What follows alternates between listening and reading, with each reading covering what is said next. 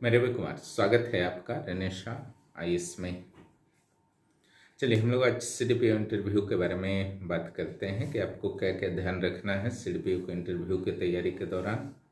चूँकि अब 11th JPSC के इंटरव्यू समाप्त हो चुके हैं, तो अगला राउंड में जो जेपीएससी का टारगेट होने वाला है वह सीडीपीओ का रिजल्ट और उसका इंटरव्यू। इसके अलावा जो जूनियर जज वाले मुख्य परीक्षा हैं उससे भी टारगेट किए जाने की संभावना है। जहाँ तक सीडीपीओ के इंटरव्यू की बात है, तो इंटरव्यू की नेचर तो सामान्य रूप से देखी जाती है कि समान ही रहती है, लेकिन चूंकि ये विशिष्ट पद है महिलाओं और बच्चों से रिलेटेड और इसमें ऑप्शनल सब्जेक्ट भी आपको ऑलरेडी स्टडी करना था। जेपीएससी में आपको ऑप्शनल सब्जेक्ट स्टडी नहीं करने थे, तो कुछ तो डिफरेंस होगा ही, है ना। कहाँ कहाँ डिफरेंस हो सकता है उसको समझने का प्रयास कीजिए। फर्स्ट चीज जो आपका डिफरेंस होगा कि सीडीपीओ में आपके ऑप्शनल जितने भी 4-5 ऑप्शनल थे वहां से प्रश्न आपके रह सकते हैं, कह सकते हैं, रहेंगे ही। इसके अलावा जो बच्चे और महिलाओं की समस्या है उसको संकेंद्रित करके प्रश्न पूछे जाएंगे, और जो इंटरव्यू बोर्ड में विशेषज्ञ होंगे तो महिला और बाल विकास से रिलेटेड विशेषज्ञों को शामिल किया जा सकता है। ऐसे सामान्य विशेषज्ञ, सामान्य जो अधिकारी वगैरह भी होते हैं उन लोग भी हो सकते हैं। लेकिन सीडीपीओ के इंटरव्यू में जो आपको फोकस रखना है महिलाओं और बच्चों से संबंधित और अपने ऑप्शनल से संबंधित। जहाँ तक रेनेशा आईएएस की बात है, तो सीडीपीओ के इंटरव्यू के क्लासेस बीच में रुके हुए थे, लेकिन अब शुरू हो जाएंगे। हालांकि क्लास उनका नहीं रुका था, 11th जेपीएससी के इंटरव्यू के साथ ही उनको जोड़ दिया गया था और सामान्य टॉपिक्स को निरंतर कराया जा रहा था, लेकिन अब उनका सेपरेट पूरी तरीके से क्लास होगा और सामान्य टॉपिक तो उनके चल ही रहे थे।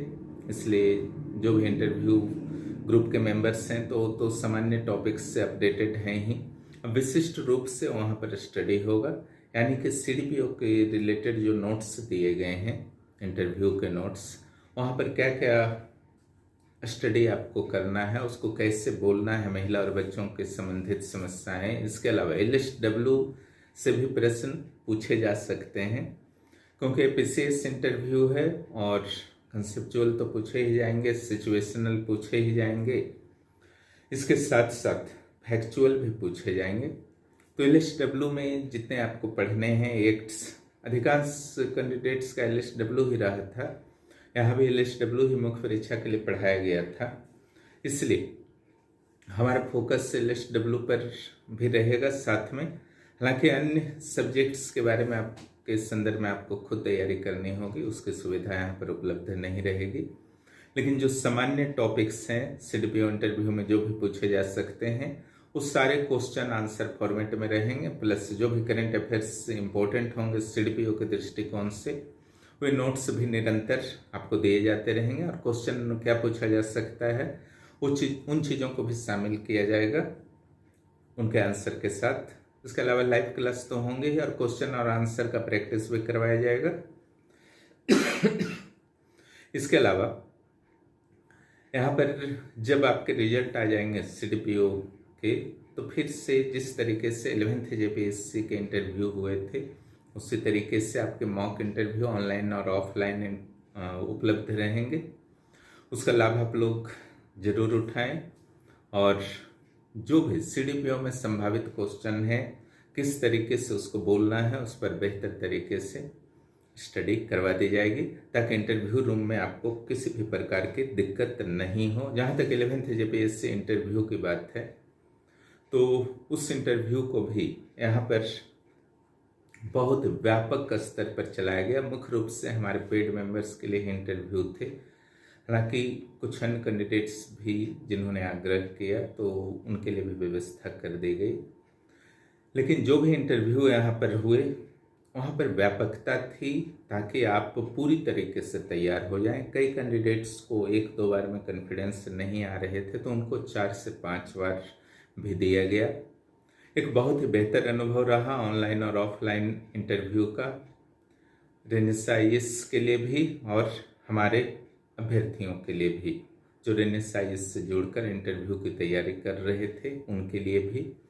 और रेनिशा आईएएस में 1 जुलाई 2024 से इंटरव्यू के क्लासेस शुरू हो गए थे और उसके बाद से चूँकि रिजल्ट कई मामलों में विवादों में फंसा हुआ था, अध्यक्ष की नियुक्ति नहीं थी तो काफ़ी लेट से आए, लेकिन वहाँ पर क्लासेस और नोट्स कभी नहीं रुके और निरंतर दिए जाते रहे, क्योंकि जब रेनेसा से आप जुड़ते हैं तो इसकी गारंटी होती है कि जितना भी यहाँ पर आपसे प्रॉमिस किया गया है उतना तो पूरा होगा ही, उससे कई गुना अधिक पूरा कर दिया जाता है, जिसको सामान्य रूप से हर चीज़ को यहाँ बोला नहीं जाता है, वो जुड़ने वाले महसूस करते हैं।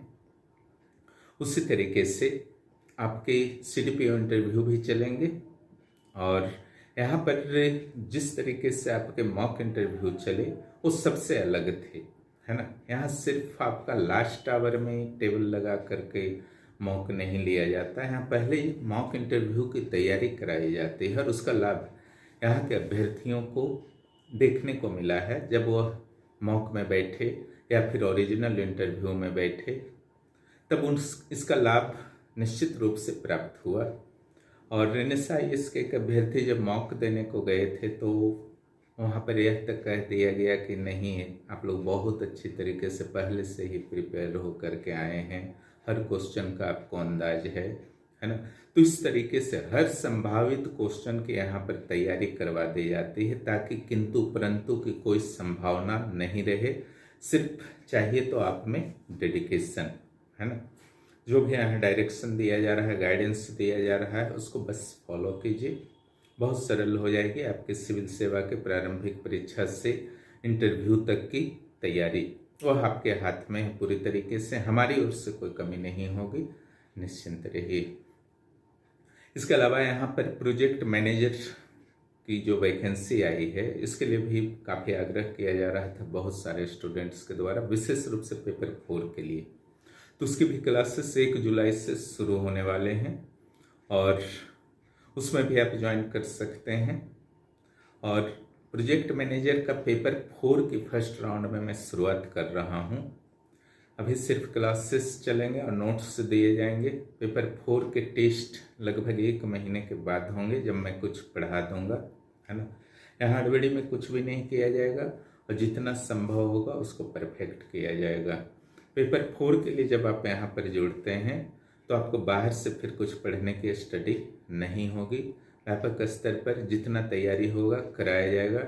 सीट कितना है कितना नहीं है उससे कोई विशेष मतलब नहीं होता है, मेहनत आप करेंगे, सही दिशा में आप करेंगे, आपके पास सही कंटेंट रहेंगे, उसके एक्सप्लेनेशन लाइव क्लासेस को आप लगातार करेंगे, टेस्ट में भविष्य में अपीयर होंगे, तो निश्चित रूप से आप मात्र 30 सीट्स में भी अपने स्थान को पक्के कर सकते हैं।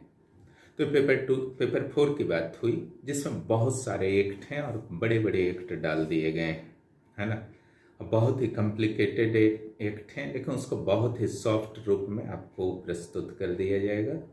विश्वास रखिए कि आपको समझने में कहीं से कोई दिक्कत नहीं होगी। और जहाँ तक आपका पेपर 3 की बात है तो उस संदर्भ में भी कुछ परेशानियां आ रही हैं कैंडिडेट्स को, उसको भी मैं भविष्य में दूर करने का प्रयास करूंगा। पेपर 3 में बहुत सारे सब्जेक्ट्स हैं तो जेपीएससी के नोट्स को पढ़ने से वो नहीं चलने वाला है। पेपर 3 की स्पेशल तैयारी होनी चाहिए, उसके लिए फ़िलहाल मैं यही हेल्प करूंगा। पेपर 4 की जब स्टडी होगी तो आपको कुछ इम्पोर्टेंट टॉपिक्स बता दिए जाएंगे, उसके अनुसार आप तैयारी करेंगे। क्लासेस को मैं प्राथमिकता पेपर 4 को दूंगा क्योंकि पेपर 3 कुछ न कुछ सभी की तैयारी है ही, तो उसमें अगर टाइम अभी लगा दिया जाएगा तो पेपर 4 आपके इफेक्टेड हो सकते हैं और अगर जल्द एग्जाम हो गया तो ज़्यादा दिक्कत हो जाएगा। इसलिए इस रणनीति के तहत मैं आप लोगों के साथ चलने वाला हूँ। रही बात टेस्ट की, तो टेस्ट 1 महीने के बाद शुरू होंगे जो पेपर 4 के पहले शुरू होंगे और संभव होगा तो टेस्ट पेपर 3 के भी यथाशीघ्र शुरू करने का प्रयास किया जाएगा, लेकिन पेपर 3 के क्लासेस आफ्टर पेपर 4 ही शुरू किया जाएगा। इसको पहले अच्छे तरीके से आप लोगों का फिनिश करवा दिया जाएगा। 14th जेपीएससी अब 11th जेपीएससी लगभग समापन के दौर में है। ऐसी स्थिति में 14th जेपीएससी जो यहाँ का रूल रेगुलेशन रहा है झारखंड जेपीएससी का, झारखंड गवर्नमेंट का, कार्मिक विभाग का, कि एक जब समाप्त होते हैं सिविल सेवा तो दूसरे सिविल सेवा की प्रक्रिया शुरू होती है। तो 11th जेपीएससी के रिजल्ट पर मैं 23 तारीख के बाद चर्चा करूंगा कि रिजल्ट कब आ सकता है। फिलहाल चर्चा करना उचित नहीं है क्योंकि कल अभी इंटरव्यू शेष बचे हुए हैं बहुत सारे कैंडिडेट्स के, जिसमें रेनेस आईएएस के भी बहुत सारे मेंबर्स कल इंटरव्यू देने वाले हैं और यहाँ के मेंबर्स ने इंटरव्यू काफ़ी अच्छा दिया है। और जो एक्सपेक्टेशन था इंटरव्यू बोर्ड का, उनके माननीय सदस्यों का, उससे बढ़कर यहाँ के सदस्यों ने अपने उत्तर दिए हैं। क्योंकि यहाँ रिटन प्रैक्टिस भी कराया गया इंटरव्यू के दौरान, बोलने का प्रैक्टिस भरपूर चला है 10 से 11 महीना तक। लास्ट में मॉक इंटरव्यू भी भरपूर चला है, आप लोगों को जानकारी होगी ही, ठीक है। तो 14 जेपीएससी की जहाँ तक क्लासेस की बात है तो इसमें इंतज़ार नहीं करना है। जिनका टारगेट है कि जेपीएससी देना है तो फिर वेट क्या करना है ना। आपकी तैयारी अच्छी है तो घर में सेल्फ स्टडी कीजिए, लेकिन आप फ्रेशर हैं या बार बार आपका मिस हो रहा है मेंस एग्जाम, या किसी कारणवश से आपको कॉन्फिडेंस नहीं आता है, कंटेंट की कमी है, राइटिंग की कमी है, तो यहाँ पर प्रारंभिक परीक्षा में 2 पेपर हो जाएंगे, मुख्य परीक्षा में 4 पेपर हो जाएंगे। अभी ऑप्शनल जो लैंग्वेज पेपर है वह उपलब्ध नहीं है। इसके अलावा आंसर राइटिंग प्रैक्टिस जो होगा मुख्य परीक्षा का, वो 3रा ग्रुप है। तो टोटल 3 ग्रुप हैं, पीटी के 1 ग्रुप और मेंस के 2 ग्रुप। मेंस के जो 1 ग्रुप हैं उसमें 4 जीएस पेपर होते हैं, जिसमें नोट्स क्लासेस वगैरह दिए जाते हैं। उसमें बाहर से पढ़ने की ज़रूरत नहीं होती है, बस जो हमारे क्लास होते हैं उसको कभी मिस नहीं करेंगे। क्योंकि देखिए नोट्स तो 1000-1500 वर्ड्स में होता है, लेकिन क्लासेस 5-6 हज़ार वर्ड में हो जाते हैं, है ना। वहाँ बहुत डिटेल से और मौलिक तरीके से आपको समझाया जाता है ताकि कोई भी पहलू छूटा ना रहे। और क्लासेस के दौरान विशेष रूप से जो हमारा असली टारगेट है कि क्वेश्चन आंसर आप बेहतर तरीके से लिख पाएँ, उसको ध्यान रखा जाता है ना। टेस्ट जो होता है डेली और वीकली टेस्ट होते हैं सिविल सेवा के। 14 जेपीएससी के लिए भी यही चलेगा जो 7वां और 11वां से चल रहा है। और उस ग्रुप से बहुत सारे कैंडिडेट्स इस बार भी निकले, 7वें में भी निकले थे, है ना। तो वहाँ पर आपको टॉपर्स के कॉपीज मिलेंगे। उसके अलावा जो वीकली टेस्ट के डेली टेस्ट वीकली टेस्ट में भी जो बहुत बेहतर लिखते हैं उनके भी हज़ारों कॉपी वहाँ पर उपलब्ध हैं, ठीक है। इसके अलावा चर्चा होती है क्लास में कि मूल्यांकन परीक्षण कैसे करना है, किस तरीके से करेंट को ऐड करना है। सिर्फ करेंट को ऐड करने का सलाह नहीं दिया जाता है, बल्कि करेंट अफेयर्स भी मैं दे रहा हूँ सिलेबस के अनुसार। इस बार इंग्लिश में भी मुख्य परीक्षा के नोट्स उपलब्ध करा रहा हूँ।